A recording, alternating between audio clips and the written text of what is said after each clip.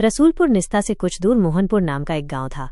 पास ही बरगी पोखर जंगल था जहां तरह तरह के पक्षी और जानवर रहते थे।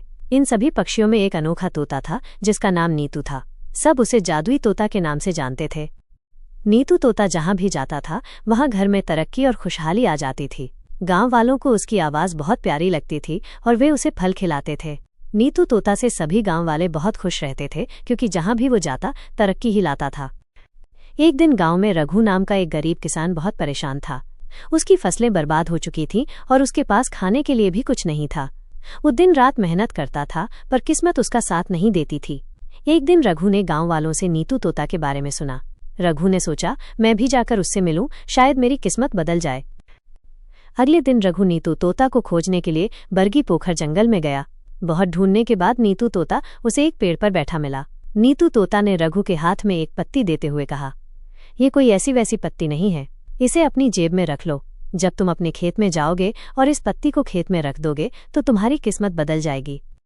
रघु ने नीतू को धन्यवाद दिया और अगले दिन अपने खेत में काम करने गया। जैसे ही उसने खेत में काम करना शुरू किया, अचानक से बारिश होने लगी।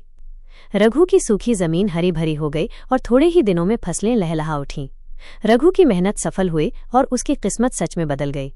रघु के पास बहुत सारा अनाज हो गया था। रघु सभी गांव वालों को जादुई पत्ती के बारे में बताता फिर रहा था। धीरे धीरे उसकी तरक्की होती गई। नीतू तोता ने कहा था, मेहनत करते रहोगे तो तरक्की होती रहेगी, जहां छोड़ दोगे फिर से अपनी जगह पर आ जाओगे।